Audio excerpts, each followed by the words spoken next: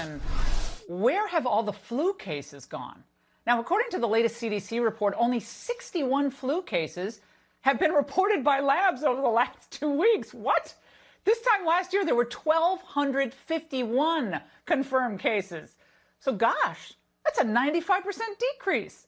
And that's just the United States. The WHO reports that flu cases have gone virtually undetected globally since April. My next guest says if this trend holds, it could change the COVID calculus. Joining me now, Phil Kerpen, president of the Committee to Unleash Prosperity. Phil, some global estimates show a pretty significant drop. What have you found? Well, it's pretty remarkable, Laura. When the COVID epidemic takes hold and takes off in a particular geographic area, flu plummets.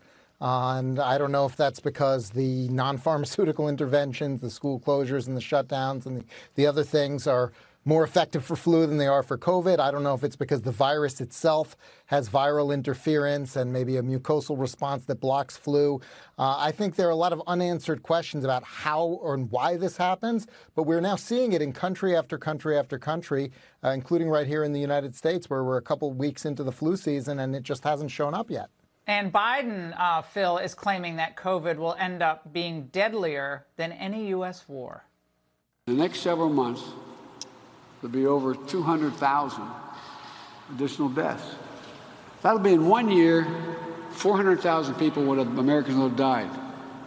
That's more than lost in all of World War II. I'm not sure what wars have to do with viruses that emanate from communist China, Phil, but does that math even check out? No, it makes no sense.